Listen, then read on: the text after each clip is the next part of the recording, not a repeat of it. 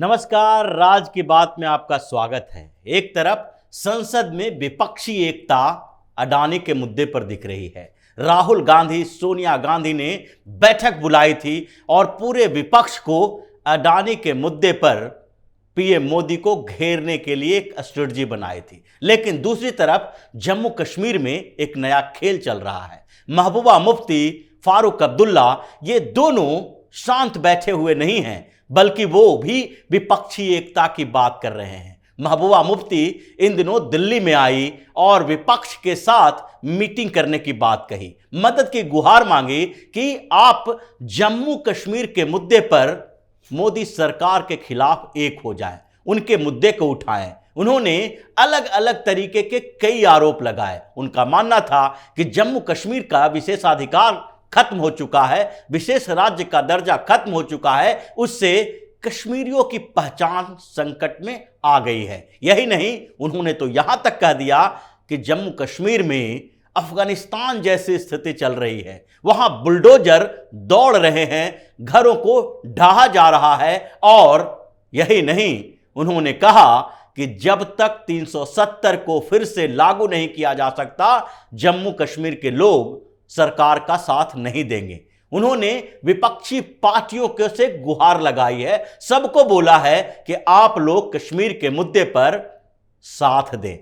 महबूबा मुफ्ती के साथ साथ फारूक अब्दुल्ला भी फंसे हुए हैं। उन्होंने भी बार बार विपक्षी पार्टी के नेताओं से, यहां तक कि कांग्रेस से, राहुल गांधी से भी इस बात के लिए बातचीत की है कि आप कश्मीर के मुद्दे पर दूसरी पार्टियों को साथ लाएं और कांग्रेस खुद भी इन मुद्दों पर साथ दे। गुपकार गठबंधन, जो एक तरह से गुपकार गैंग है, उसके साथ खड़ा हो। इसके पीछे की एक बड़ी वजह है, क्योंकि अभी अचानक से इस बड़े मुद्दे के बीच भी विपक्ष में दो बड़ी पार्टियां ऐसी हैं, यानी फारूक अब्दुल्ला की पार्टी नेशनल कॉन्फ्रेंस और महबूबा मुफ्ती की पार्टी पीडीपी। ये दोनों पार्टी अपनी परेशानियों से ग्रस्त हैं और वो विपक्षी पार्टियों को, विरोधी दलों को इस बात के लिए एकजुट कर रही है कि वो कश्मीर के मुद्दे को उठाए, मोदी सरकार के खिलाफ बयान दे और कश्मीर में जो हो रहा है उससे लोग परेशान हो ना हो, लेकिन इन पार्टी के नेताओं की परेशानी बढ़ी हुई है। दरअसल बात दूसरी है, क्योंकि अब्दुल्ला और महबूबा दोनों के संपत्ति जब्त होने वाली है, कई घरों पर बुलडोजर चलने वाला है और उनके सगे संबंधियों के ऊपर भी बुलडोजर चलने वाला है। इसके लिए कई नोटिस सरकार ने जारी कर दी है, क्योंकि यह मामला अवैध तरीके से जमीन पर कब्जा करने का है। फारूक अब्दुल्ला के घर पर बुलडोजर चलेगा, क्योंकि उनका एक घर नोटिस के दायरे में अभी तक आ चुका है और सरकार का कहना है कि उनके दूसरी संपत्तियों की जांच भी हो रही है कि वो उसमें से कितनी प्रॉपर्टी जो है वो रोशनी एक्ट के तहत आता है, जो अवैध करार दे दिया गया है। इसलिए फारूक अब्दुल्ला भी परेशान है और महबूबा मुफ्ती भी परेशान है, क्योंकि इस बीच ये लोग सुप्रीम कोर्ट में जब गए तो सुप्रीम कोर्ट ने साफ तौर से इनकार कर दिया कि रोशनी एक्ट को जब 2020 में हाई कोर्ट ने अवैध घोषित कर दिया है, तो उसके तहत जो जमीन खरीदी गई थी सरकार से, जिसके लिए पैसे जमा किए गए थे, वो भी अवैध है। और अगर इनक्रोचमेंट यानी अवैध कब्जे पर सरकार कार्रवाई कर रही है तो उसके खिलाफ सुप्रीम कोर्ट कोई भी आदेश जारी नहीं करेगी। अगर आदेश जारी करती है तो इसका मतलब है कि दूसरे जगह पर इनक्रोचमेंट को वैध करार दिया जाएगा। इसलिए सरकार ने नोटिस जारी करना शुरू कर दिया और 15 लाख कैनाल जमीन जो जम्मू और कश्मीर दोनों क्षेत्रों में है, उसके पास उन लोगों के ऊपर नोटिस जारी करना शुरू कर दिया। 547 से ज्यादा प्रॉपर्टी ऐसे हैं जो अवैध कब्जा किए हुए जमीन पर बने हुए हैं। इसमें ऐसा नहीं है कि सिर्फ पीडीपी,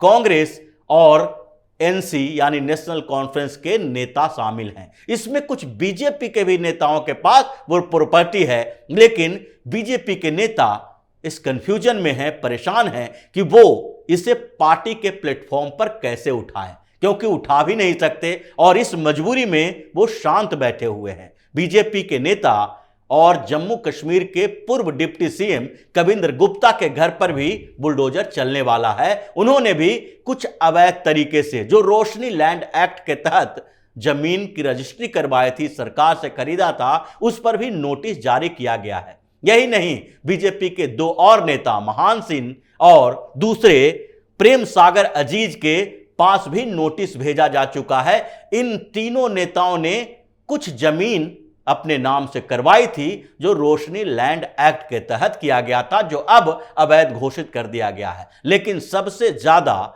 और जिस तरीके से कब्जा किया गया है करोड़ों की प्रॉपर्टी में, उसमें हिस्सेदारी कांग्रेस, पीडीपी और नेशनल कॉन्फ्रेंस के नेताओं का है। क्योंकि 2001 में जब रोशनी लैंड एक्ट लाया गया था, यानी कि जम्मू कश्मीर लैंड एक्ट, तो उस समय फारूक अब्दुल्ला की सरकार थी। इन लोगों ने पहले ये नियम लाए और उसका कट ऑफ लिस्ट जो जारी किया कि 1997 तक जो जमीन पर कब्जा किया गया है वो जमीन की रजिस्ट्री आप पैसे देकर करवा सकते हैं, और औने पौने दाम में करोड़ों की प्रॉपर्टी रजिस्ट्री करवा ली गई। उस समय चूंकि नेशनल कॉन्फ्रेंस की सरकार थी, तो इसलिए ज्यादातर अब्दुल्ला परिवार से संबंधित लोग, यहां तक कि जो शेख अब्दुल्ला, फारूक अब्दुल्ला और उमर अब्दुल्ला के सबसे पुराने रिलेटिव हैं, जिनके घर में, एक अंग्रेज के घर में जिसकी शादी हुई है, जो एक बड़े होटल कारोबारी हैं, उस होटल के पास भी नोटिस भेजा गया है,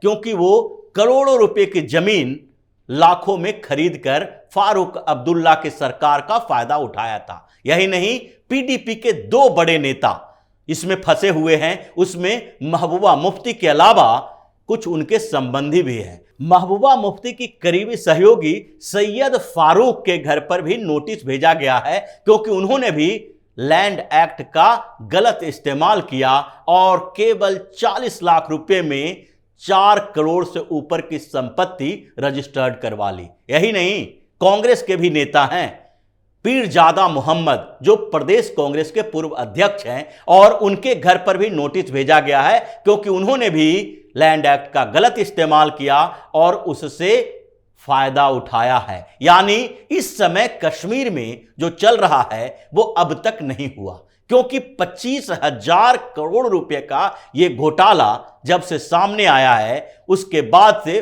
फारूक अब्दुल्ला, महबूबा मुफ्ती और कांग्रेस के कुछ नेताओं की नींद उड़ी हुई है। क्योंकि पहले से इन लोगों ने सोच रखा था कि अब यह मामला रफा दफा हो गया, इसके ऊपर कोई कार्रवाई नहीं होगी। और यह मामला सिर्फ एक पार्टी की नहीं थी, क्योंकि इसमें 3 पार्टियां शामिल हैं और 3 पार्टी के बड़े बड़े नेता भी शामिल हैं। और नेशनल कॉन्फ्रेंस के फारूक अब्दुल्ला ने जिस तरीके से 25,000 करोड़ की जमीन केवल 76,000 करोड़ रुपए में बेच दी, वो कैग से खुलासा हुआ और 2018 में सीबीआई ने इसकी जांच के लिए सारे सबूत इकट्ठे करने शुरू कर दिए। 2020 में हाई कोर्ट ने एक्ट को ही अवैध घोषित कर दिया, और उसके बाद जब सरकार वहां पर केंद्र की हुई, यानी यूनियन टेरिटरी घोषित हुआ, तो इस पर कार्रवाई के लिए ड्राफ्ट तैयार किया जाने लगा। और अचानक से इन लोगों की सारी प्रॉपर्टी की लिस्ट तैयार करके इनको नोटिस भेजा जाने लगा। सरकार ने सर्कुलर जारी किया कि अब जनवरी तक, यानी कि 31 जनवरी तक अगर आपने जमीन खाली नहीं की तो इसके ऊपर बुलडोजर चला दिया जाएगा। लेकिन ये लोग जल्दीबाजी में सुप्रीम कोर्ट का इस्तेमाल करने की कोशिश की, सुप्रीम कोर्ट में याचिका दायर की, और उस याचिका के बाद सुप्रीम कोर्ट कुछ समय के लिए कंफ्यूज रहने के बाद भी ये बात फैसले में लिखे कि इस इंक्रोचमेंट को अगर वैध करार दे दिया गया, इनके ऊपर बुलडोजर चलाने से रोक दिया गया, तो इसका मतलब है कि सारे इंक्रोचमेंट करने वाले का मनोबल बढ़ जाएगा। इसलिए सुप्रीम कोर्ट ने उनकी याचिका रिजेक्ट कर ली और अब सर्कुलर के बाद नोटिस जारी होने लगा है। इसलिए फारूक अब्दुल्ला, उमर अब्दुल्ला और महबूबा मुफ्ती, ये तीनों के तीनों परेशान हैं और दिल्ली तक ये दौड़ लगा रहे हैं कि किसी तरीके से ये मामला दब जाए और कुछ समय तक उनके जो संपत्ति है, उनके घर हैं, उनके फार्म हाउस है, उसे सरकार अवैध कब्जे से न छुड़ाए, बुलडोजर न चलाए। लेकिन ये खबर जो है वो मीडिया में कमजोर हो गई है, क्योंकि दिल्ली में दूसरा ही हंगामा चल रहा है अडानी के मुद्दे पर। संसद में कांग्रेस और विपक्षी पार्टी के नेता इस तरीके से हंगामा कर रहे हैं कि सारे मीडिया उसी में घुसी हुई है, और इसलिए महबूबा और फारूक अब्दुल्ला को वो फुटेज भी नहीं मिल पा रहा है जो उनको मिलने की संभावना दिखाई पड़ रही थी। जब महबूबा दिल्ली आई तो भी उनकी बातों को तवज्जो नहीं दिया गया, और इसलिए अब विपक्ष में एक नया संग्राम भी चल रहा है कि वो किसके तरफ जाएं। लेकिन यह तो तय है कि जम्मू कश्मीर में जिस तरीके से सरकार ने इंक्रोचमेंट को दूर करने के लिए, अवैध कब्जे पर को कब्जा से मुक्त करने के लिए अभियान छेड़ा है, उससे अब कश्मीर के हालात सुधरने वाले हैं और इन अब्दुल्ला और फिर महबूबा मुफ्ती के परिवार के, उनके रिलेटिव की संपत्तियों पर बुलडोजर भी चलेगा। तो इसी तरह की खबरों के साथ फिर से हाजिर होंगे, तब तक के लिए बने रहिए हमारे साथ और देते रहिए हमें सहयोग, ताकि इसी तरह की खबर हम आपके लिए लाते रहें। धन्यवाद।